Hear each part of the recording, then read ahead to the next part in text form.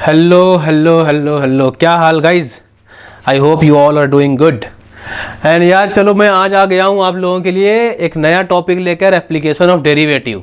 बहुत भारी डिमांड है इस टॉपिक का, क्योंकि ये टॉपिक अभी बोर्ड अपना आ गया है 12th वालों का, और बोर्ड में ये टॉपिक धमाल मचाने जा रहा है और काफ़ी क्वेश्चंस इससे पूछे जाते हैं और ये काफ़ी इंपॉर्टेंट कॉन्सेप्ट भी है। तो एप्लीकेशन ऑफ डेरिवेटिव हम लोग एकदम बेसिक से स्टार्ट करेंगे। तो जिन बच्चों का अगर बोर्ड में भी एक बार रिवीजन चाहिए रहेगा तो ये लेक्चर उसके लिए भी अच्छा होने वाला है। और जो बच्चे जेई के लिए पढ़ रहे हैं तो उसको तो टेंशन है नहीं, उसके लिए तो ऑफ कोर्स सब लेक्चर मेरा उसके लिए है। तो चलो हम लोग स्टार्ट करते हैं ना, बिना देर किए हुए। और बाकी पिछले लेक्चर में आप लोगों ने देखा कि हम लोगों ने डिफरेंशिएशन पूरा अच्छे से कंप्लीट कर लिया है, और मैं आप लोगों के लिए थोड़े बेसिक भी वीडियो बना रहा हूँ जिसमें ट्रिग्नोमेट्री के फॉर्मूला कैसे लर्न करने हो, या फिर क्वाड्रेंट में जो प्रॉब्लम आ रहा हो बच्चों को वो कैसे करना है, तो वो सब किया है मैंने आप लोगों के लिए। तो चलो यार, कोशिश जारी है, आप लोग भी साथ लगे हो, अच्छा लग रहा है देखकर। और फैलाओ यार, वीडियो को फैलाओ, कम से कम उन लोगों को शेयर करो ना जहाँ जहाँ लोगों को ज़रूरत हो। जैसे देखो, अभी मुझे पता है ये टाइम ऑनलाइन का उतना रहा नहीं है, बट मैंने ये फील किया जो बच्चा अच्छा है वो ऑनलाइन में भी चीज़ें सीख सकता है, बट आपको सामने बस चाहिए एक अच्छा और डेडिकेटेड टीचर। तो हम हैं आपके लिए, कोई प्रॉब्लम नहीं। और ये वीडियो स्पेशली उनको शेयर करो यार जो लोग दूर में रहते हैं ना, गाँव में रह रहे हो। ऐसा नहीं कि गाँव के रहने वाले बच्चों को जेई नहीं करना होता, बहुत ज़रूरत है उन लोगों को। जेई, नीट या फिर इंडिया में जितने कॉम्पिटिटिव एंट्रेंस एग्जामिनेशंस हैं, क्योंकि आप मेरा अगर मैथ्स का लेक्चर देख रहे हो ना, तो इस लेक्चर में आप इंडिया के जितने लाइक एनडीए के एग्जाम्स हो रहे हैं, या फिर सीटी का एग्जाम है, बिटसेट का एग्जाम है, कोमेट का एग्जाम है, ये सब के सब आप क्रैक कर सकते हो। तो ठीक है, चलो अभी स्टार्ट कर लेते हैं हम लोग, क्या करना है। तो डिफरेंशिएशन का जो एप्लीकेशन है उसमें जो सबसे पहला टॉपिक है वो है डेरिवेटिव एज रेट मेजरर। अब देख लो कि इस टॉपिक में हम करते क्या हैं। तो भाई साहब, बात ऐसी है कि डिफरेंशिएशन का काम क्या है, एप्लीकेशन। भाई अब तक पढ़ तो लिया डिफरेंशिएशन, करना क्या है इस पढ़ करके, इसको वो देखते हैं हम लोग क्या करना है इसको पढ़कर। मैं आपसे छोटी छोटी बातें करूंगा, उसके बाद मुद्दे वाली बात पे आएंगे। सबसे पहली बात देखो, अब तक आपने ये पढ़ा होगा कि ये एक रेक्टेंगल है। रेक्टेंगल का लेंथ और ब्रेथ पता है आपको, तो आप अक्सर यही करते थे ना अब तक बचपन से कि सर इसका एरिया पता कर दो या इसका पेरीमीटर पता कर दो। अभी क्वेश्चन ये है कि अगर रेक्टेंगल का आपको डायमेंशंस किसी तरह से पता है, और पता इस वे में इस बार रहेगा कि इसका जो लेंथ है वो किसी पर्टिकुलर रेट से बढ़ रहा है और जो ब्रेथ है वो किसी पर्टिकुलर रेट से घट रहा है, तो आफ्टर 10 सेकंड एरिया किस रेट से बढ़ रहा होगा। नहीं समझा? अरे रेक्टेंगल का लेंथ ऐसे बड़ा हो रहा है और ब्रेथ किसी केस में कंप्रेस होकर छोटा हो रहा है, तो अब बताओ कि एरिया में क्या फर्क पड़ेगा, 10 सेकंड बाद क्या होगा, 20 सेकंड बाद क्या होगा। ये चैप्टर है इस चीज के लिए। इसका बेस्ट एग्जांपल मैं बताता हूं आपको। जैसे आप वो पंक्चर की दुकान पे आप लोगों ने देखा होगा ना, वो जो हवा डालते हैं वो लोग, तो वो हवा डालने में क्या होता है, आपका जो टायर है, ये ट्यूब है, वो धीरे धीरे फूलना चालू हो जाता है, तो वो एक पर्टिकुलर रेट से फूल रहा होगा, है ना। जब उसमें हवा आ रहा है, फिर पंपिंग किया जा रहा होगा, तो उसकी वॉल्यूम किस रेट से बढ़ रही है। 10 सेकंड बाद क्या होगा, 20 सेकंड बाद क्या होगा। वो हवा मुश्किल से 10 सेकंड ही देता है, नहीं जहाँ दिया तो समझ रहे हो ना आप। एनीवे, तो मैं पहले रेट ऑफ चेंज पे आता हूं। सुनो, रेट ऑफ चेंज का मतलब समझ लो, रेट ऑफ चेंज। तो जब भी आप एक वेरिएबल ले लो, सपोज मैंने फिलहाल x ले लिया आपके लिए, तो dx अपॉन dt लिखा, मतलब rate of change in x with respect to time. ये ध्यान रहे, in x with respect to time, that is very important. कि अगर आप x में टाइम के रिस्पेक्ट में कुछ चेंज करना चाहते हो तो that is called rate of change. मतलब डिफरेंशिएशन का मेन काम रेट ऑफ चेंज को आइडेंटिफाई करना है टाइम के रिस्पेक्ट में, कि 10 सेकंड बाद क्या हुआ, 20 सेकंड बाद क्या होगा। इसके बहुत खतरनाक रोल है यार, अभी देखो बस। यही नहीं, अब सुनो, अगर आपका हार्ट बीट किस रेट से धड़क रहा है, आप इसको भी पता कर सकते हो यूजिंग डिफरेंशिएशन। आपने देखा होगा ना, वो जब आप आईसीयू वगैरह में जाते हो या हॉस्पिटल में जाते हो तो वहाँ पे मशीनें लगी होती है। तुम्हें क्या लगता है मशीन में क्या किया रहता है? तो वहाँ पे ऐसे ही प्रोग्रामिंग करके चीज़ों को डाल दिया गया है। अब सुनो, अगर आपको एक पर्टिकुलर टाइम पे पता है कि हार्ट बीट किस रेट से धड़क रहा था किसी बंदे का, तो अगर कोई बीमार भी है तो तेज हो गया या स्लो हो गया, तो डॉक्टर को ना एग्जैक्टली आइडिया मिल जाएगा कि 2 घंटे बाद क्या रहने वाला है। उसी अकॉर्डिंग वो दवा देता है और पेशेंट को बोलता है कि आपका ठीक हो जाएगा या कंडीशन सीरियस है। तो DH/dt मतलब rate of change in heart beat, rate of change in heart beat with respect to time. आप देख रहे हो ना। अब एक और एग्जांपल दे दूं आपको, बहुत सारे एग्जांपल वैसे भरे पड़े हैं इसके लिए। जैसे सपोज कर लो हमारा जो यूनिवर्स है वो एक्सपैंड कर रहा है, पता है आपको, और एक्सपैंड करते करते वो बढ़ता ही चला जा रहा है। तो अगर आपने DE/dt कर दिया, मतलब rate of change of expansion of universe with respect to time, oh my gosh, तो आज से 2 करोड़ साल बाद, बोले तो 2 करोड़ साल बाद आप बता सकते हो कि यूनिवर्स अब किस रेट से एक्सपैंड कर रहा होगा और उस टाइम उसका वॉल्यूम कितना होगा।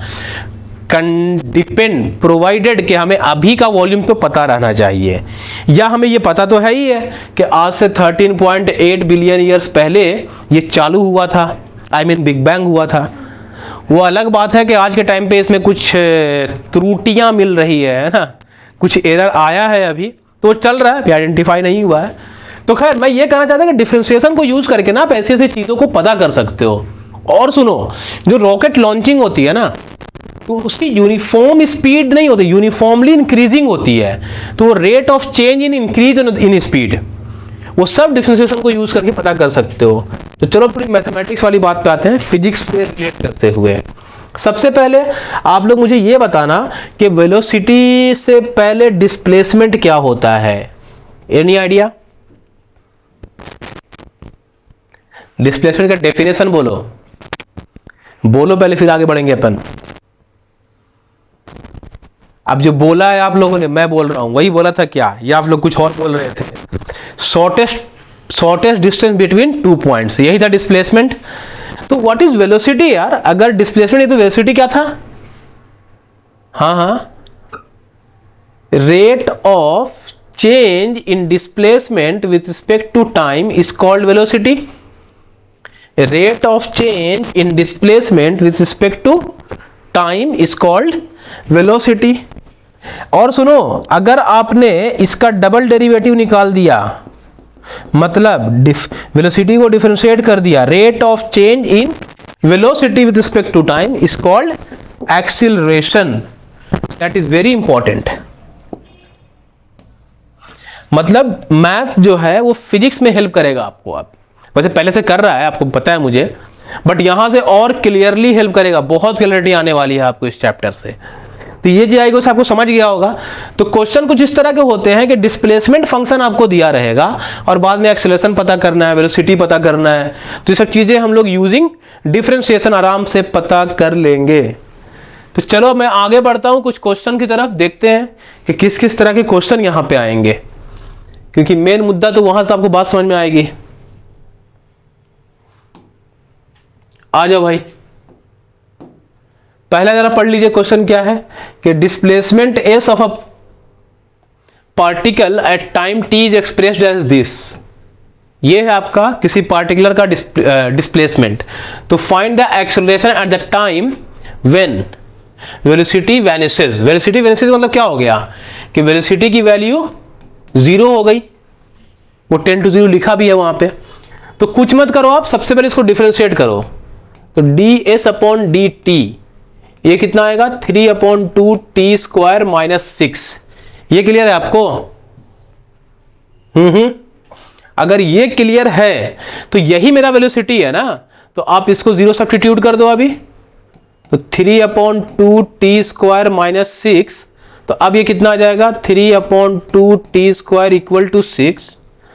सो 3 2 जा, सो 6 is t² is 4। So t की वैल्यू ±2 आएगी, बट आंसर सिर्फ 2 होगा क्योंकि टाइम कभी नेगेटिव नहीं हो सकता। But what are they asking? They are asking acceleration. मतलब आप इस फंक्शन को एक बार फिर से डिफरेंशिएट करो। तो d2s upon dt2 and that is equal to, ये 2 नीचे लोगे तो 3t हो जाएगा, 6 का 0। और अब यहां पे आप t की वैल्यू मिल चुकी है तो वो पुट करो तो एक्सेलरेशन आपका 6 यूनिट्स हो गया। देखा ये क्वेश्चन कितना अच्छा था। तो आपको डिस्प्लेसमेंट फंक्शन दिया हुआ है और आपने यहां पे ये चीजें पता कर ली है। ओके चलो, तो अब मैं आपके लिए नेक्स्ट क्वेश्चन लेता हूं, वो ट्राई मारो आप, देखते हैं क्या हो सकता है आप लोगों के लिए। तो भाई नेक्स्ट क्वेश्चन है ये रहा, पढ़ो और ट्राई करो। ओके तो आप लोगों ने देख लिया भाई पिछला क्वेश्चन क्या था, ये तो कर लिया। अभी ये करना है अपने को, देखते हैं क्या कर सकते हैं इसमें हम लोग। क्वेश्चन क्या जा रहा देखा आप लोगों ने, a man 1.6 metre high walks at the rate of 30 metre per minute, अच्छा, away from a lamp post which is 4 metre above the ground, तो how fast does the man shadow lengthen. अच्छा देखो करना क्या है, बंदा जो है वो है 1.6 मीटर हाई राइट, और एक लैंप है, लैंप की हाइट कितनी है 4 मीटर है, तो ये आपका 4 मीटर हो गया। यहां से कुछ ऐसे चल रहा था बंदा और वो बोल रहा है कि उसके चलने की जो स्पीड है वो 30 मीटर है, तो ये कुछ मान लो। तो सपोज कर लिया ये x है मेरा, तो of course dx upon dt कितना मिला है मेरे को, that is 30 metre per minute, ये गिवन है मुझे। अच्छा बंदे की हाइट कितनी है 1.6, वो यहां ले लो आप, दिस इज 1.6। तो कह रहा है कि इसका शैडो किस रेट से इंक्रीज कर रहा होगा, दिस इज द क्वेश्चन। तो ये शैडो है अपना है ना, ये दिस इज द शैडो, तो इसको कुछ मान लेते हैं, शैडो को y मान लिया जाए। चलो भाई अब देखते हैं क्या कर सकते हैं यहाँ पे हम लोग। काफी आसान क्वेश्चन है ये, अगर इसको आप बहुत ध्यान से देखो तो क्वेश्चन क्या है, how fast does the man shadow length, हाँ तो वही मतलब अपने को निकालना है dy upon dt, dx upon dt given है, dy अपॉन dt पता करना है। नाम दे लो a b c, this is d, this is e। क्या मैं ये बोल सकता हूं कि triangle ABC is similar to triangle DEC? I hope ये क्लियर होगा। अगर ये वाली बात सही है तो मैं ये भी बोल सकता हूं कि 4 अपॉन यहां से 4 ले तो वहां से 1.6, और अगर बड़े ट्रायंगल से आपने BC ले लिया, चलो पूरा लिखता हूं मैं आपके लिए एक बार। तो मतलब मैं ये कहना चाह रहा हूं कि AB अपॉन DE कर सकते हैं हम लोग, and similarly BC upon EC हो जाएगा। अगर ये वाली बात सही है तो AB की वैल्यू कितनी थी 4, DE कितना है मेरे पास 1.6, BC is nothing but x plus y and EC is what, अरे बोलो EC इज y। चलो थोड़ा कैलकुलेट कर लेते हैं इसे कितना आ रहा है, ये 0 आ गया, 4 कितना 8 5 जा एंड 8 2 जा, क्रॉस कर लो तो 5y equals 2x plus 2y। सो मैं यहां से बोल सकता हूं कि 3y इक्वल टू 2x है। अगर इतनी बात सही है तो क्या आप इसमें डिफरेंशिएशन कर सकते हो, अभी कर दो डिफरेंशिएट, तो 3dy upon dt equal to, अच्छा डिफरेंशिएशन तो हमेशा आप t के रिस्पेक्ट में ही करते हो ना, 2dx अपॉन dt। देखो dx अपॉन dt अपने को 30 पता है और यहाँ पे 3dy अपॉन dt है, तो 3 से आप इसको कट करोगे 10 टाइम्स में, सो dy अपॉन dt की वैल्यू कितनी आ गई माय डियर, ये आ गया 20 मीटर पर मिनट।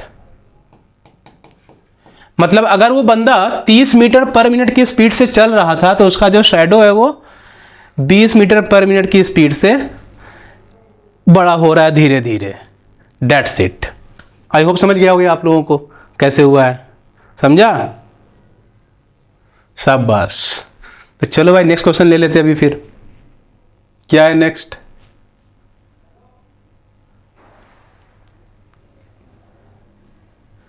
हाँ जी पढ़ो क्वेश्चन क्या है, ट्राई मारो आप लोग, हमेशा की तरह वीडियो पॉज करो 2 मिनट के लिए।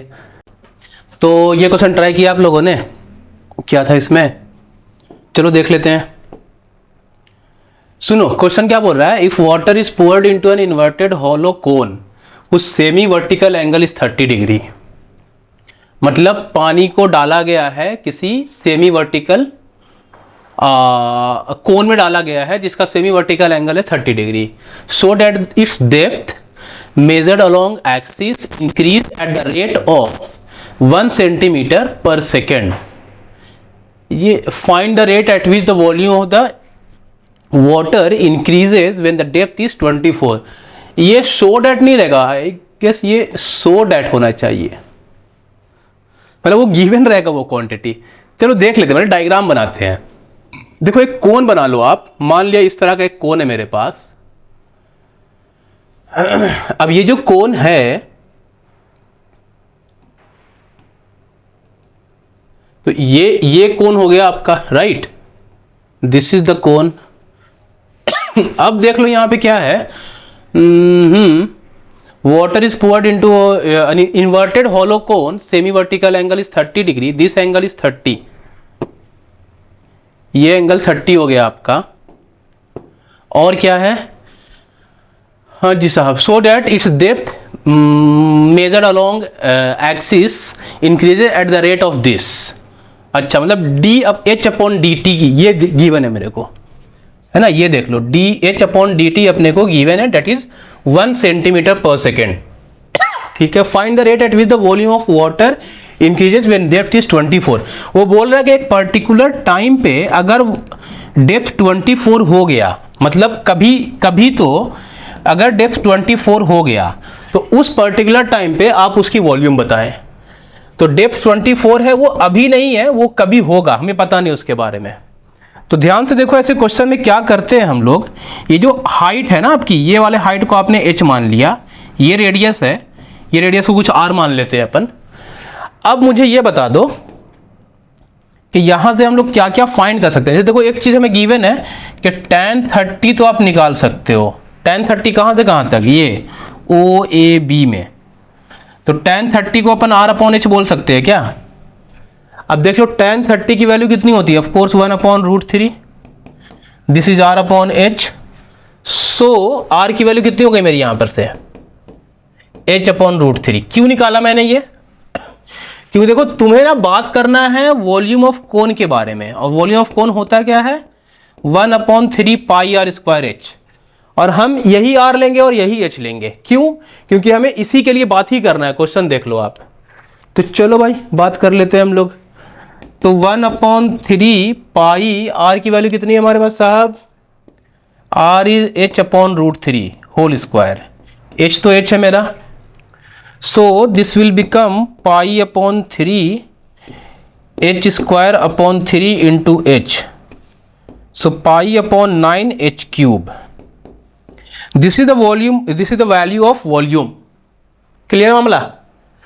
तो चलो भाई साहब, अब इसको बस डिफरेंशिएट कर लो और आपका आंसर आ जाएगा। तो कैसे करना है differentiate, of course with respect to t करना है अपने को। तो dv/dt कितना हो जाएगा, देखो पाई/9 is constant, so this is 3h square and dh/dt। Answer आ ही गया अपना, समझो पाई/9 है यहाँ पे 3। इस पर्टिकुलर टाइम के लिए इसने h की वैल्यू 24 दे रखा है, क्या बोलते हैं, तो this is 24 square means 24 into 24 and dh/dt 1 दे रखा है क्वेश्चन में। तो यहां से अगर आप कैलकुलेट करना चाहोगे तो 3 3 जा 9, दिस इज 8, 8 इंटू 24, 8 इंटू 24 हो जाता है 96, 4 टाइम्स होगा तो 192 पाई सेंटीमीटर क्यूब पर सेकेंड। ये आपका वॉल्यूम आ गया dv/dt। तो उस पर्टिकुलर टाइम पे जो वॉल्यूम होगा वो इस रेट से इंक्रीज कर रहा होगा। बात समझ में आ गई। तो भाई ये काफी आसान क्वेश्चन था and this is very important question for board point of view. अगर आप अभी बोर्ड का एग्जाम देने जा रहे हो 12th बोर्ड का, तो ये क्वेश्चन आपके लिए इंपॉर्टेंट है। अभी इस टाइप के क्वेश्चन एग्जाम में आते हैं यार। तो चलो भाई ये क्वेश्चन हो गया है, हम लोग आगे बढ़ते हैं, देखते हैं क्या है। आई होप ये समझा होगा आपको। अगर कुछ भी प्रॉब्लम रहा तो पॉज करो, वापस देखो एक बार, समझेगा आपको। हाँ भाई आ जाओ, चलो ये क्वेश्चन देख लेते हैं क्या है इसमें। क्या है बड़ी जरा, A spherical iron ball of radius 10 cm is coated with a layer of ice uniform thickness। देखो सबसे पहली बात अपने ना, हम लोग एक डायग्राम ड्रॉ कर लो पहले। जैसे दिस इज द एक स्फेयर मान लिया हमने। अब इस स्फेयर पे एक यूनिफॉर्म थिकनेस का लेयर चढ़ाया हुआ है आइस का। तो ये जो थिकनेस है हमें वो पता नहीं है फिलहाल, देखते हैं क्वेश्चन साथ दिया होगा कुछ और। तो melt eight the rate of 50 centimetre cube पर मिनट, मतलब ये जो पार्ट है ना, ये जो पार्ट है ना जिस पे आइस चढ़ा है अपना, क्या बोलते हैं, आइस को व्हाइट से ड्रॉ कर दे, क्या फील आएगा आइस वाला, ये आइस है अपना। तो अगर ये आइस है और ये मेल्ट हो रहा है किसी पर्टिकुलर रेट से, और वो रेट क्या है, बट देखो मेल्ट जो हो रहा है ना वो ये पार्ट ही मेल्ट हो रहा है आपका, सिर्फ जहां पे लेयर चढ़ा है। तो आपको करना क्या है, फिलहाल dv अपॉन dt गिवन है मेरे को। कौन सा dv गिवन है, तो देख लीजिए भाई साहब, ये गया है -50 सेंटीमीटर। माइनस क्यों, क्योंकि मेल्ट हो रहा है मतलब वॉल्यूम डिक्रीज होने वाला है, तो that's why sign is negative. When the thickness of the ice is 5 centimeter, एक पर्टिकुलर टाइम पे, मैं मान लेता हूं कि ये थिकनेस x है, तो एक पर्टिकुलर टाइम पे अगर थिकनेस इतना है, then the rate at which thickness in centimeter per minute ice decreases, मतलब dx अपॉन dt क्या होगा ये पता करना है आपको। This is the question. वो क्वेश्चन काफी आसान सा है, इसको फील कर सकते हो आप लोग। सिंपल एक स्फेयर है अपने पास और स्फेयर के ऊपर एक कोटिंग लगी है आइस की, और वो जो ऊपर से जो कोटिंग लगी है वो मेल्ट हो रहा है, आइस की कोटिंग, तो मेल्ट हो रहा है। वो मेल्ट होने का रेट ये है, आपको पता करना है, पता क्या करना है कि जो थिकनेस है वो किस रेट से डिक्रीज हो रहा था, बस यही क्वेश्चन है अपना। आई रिपीट, जो मेल्ट है, जो आइस है आपका वो मेल्ट हो रहा है, तो आपको ये पता करना है कि थिकनेस किस रेट से डिक्रीज हो रहा था। चलो मैं स्टार्ट कर ले, देखो वॉल्यूम का ही केस है ना सारा कुछ, तो वॉल्यूम मतलब क्या, एक काम कर लो, देखो इस क्वेश्चन में क्वेश्चन ने दिया हुआ है अपने को, साइड करो, कि जो रेडियस है डेट इज 10, मैंने बोला कि आपने इसको x मान लिया अगर, तो देखो ये जो वॉल्यूम हम लोगों ने निकाला है, ये कौन सा वॉल्यूम निकाला है, ये वॉल्यूम है आपका, मतलब वॉल्यूम ऑफ रिंग बोल सकते हो आप इसको। तो वो कितना हो जाएगा, 4/3 पाई 10 क्यूब माइनस 4/3 पाई 10 माइनस x क्यूब। अरे भाई इसका रेडियस यहां से यहां तक का रेडियस तो 10 ही होने वाला, 10 माइनस x होगा ना। तो आप क्या करो, सबसे पहले 4/3 पाई को कॉमन करो, this is 10 cube minus 10 minus x whole cube. अब यहां पे ना आपको टेंशन लेने की जरूरत नहीं है, हम फंक्शन को करेंगे differentiate, this is our volume. तो सिंपल इसे डिफरेंशिएट कर लो, this is dv upon dt, 4/3 pi, तो ये 0 हो गया अपना, ये डिवाइड करोगे तो 10 माइनस एक्स स्क्वायर। अच्छा जी साहब, और ये जो अंदर माइनस है तो वो माइनस माइनस प्लस हो जाएगा आपका, और ये dx अपॉन dt आ जाएगा। क्या ये क्लियर है? अगर इतना मामला क्लियर है तो ये देखो, ये अपने को -50 गिवन है, राइट, 4/3 पाई, यहां से आ गया 3। अच्छा इस पर्टिकुलर टाइम पे उसने x की वैल्यू 5 दे रखा है, तो this is 10 minus 5 whole square and dx upon dt। यहां देखो 3 कैंसिल हो गया, 4 से आप चाहो तो इसको कट कर सकते हो, एक स्टेप रुक जाते हैं, सॉल्व कर लेंगे नेक्स्ट स्टेप में हम लोग। देख लो ध्यान से, तो ये -50 है मेरे पास लेफ्ट हैंड साइड में, इक्वल टू में क्या आ गया, 4 पाई 10 माइनस 5 इज 5 का square, that is 25 dx upon dt। 25 2 जा, तो मतलब dx अपॉन dt की वैल्यू जो है -2/4 पाई आ रहा है, that is -1/2 pi centimetre per minute. ये बात हो गई भाई। तो ये है रेट ऑफ थिकनेस जिससे वो डिक्रीज होने वाला है आपका, मतलब थिकनेस जो है वो भी आपका धीरे धीरे डिक्रीज हो रहा है। अगर ऑफ कोर्स जाहिर सी बात है कि जब वो मेल्ट होके तो थिकनेस तो कम होने वाला ही है आपका। तो ये आ गया आपका सॉल्यूशन। भाई ये काफ़ी इंपॉर्टेंट क्वेश्चंस हैं, और जो मैंने क्वेश्चन लिया है आपके लिए रेट मेजरर से, वो सब अच्छे क्वेश्चंस लिए हैं। तो ये जो क्वेश्चन है ये आपको सीधे सीधे जेई मेंस में हेल्प करने वाला है। मुझे याद तो नहीं आ रहा, लेकिन ये क्वेश्चन मेंस का ही पूछा गया है, ये मेंस रिसेंट के क्वेश्चन है। ये वो कौन सा ईयर है दैट वो आपको आ जाएगा लिखकर वहां पे, बट डोंट वरी, ये क्वेश्चन काफ़ी ही इंपॉर्टेंट है। और देखो बेसिक लेवल है यार, कुछ नहीं है इसमें। तो मैं उम्मीद करता हूँ कि आप लोगों को लेक्चर समझ में आया होगा, और समझ में आया तो चलो यार मज़े करते रहो, बस पढ़ाई करते रहो ऐसे ही, और जहाँ जहाँ हमारी ज़रूरत लगे बताते रहो हमें। चलो डेट्स इट, तो मैं आज के लिए इतना ही रखता हूँ। Thank you very much. अगले क्लास में आएंगे हम लोग कुछ नया एप्लीकेशन ऑफ डेरिवेटिव के नए कॉन्सेप्ट के साथ। चलो बाय बाय, टेक केयर।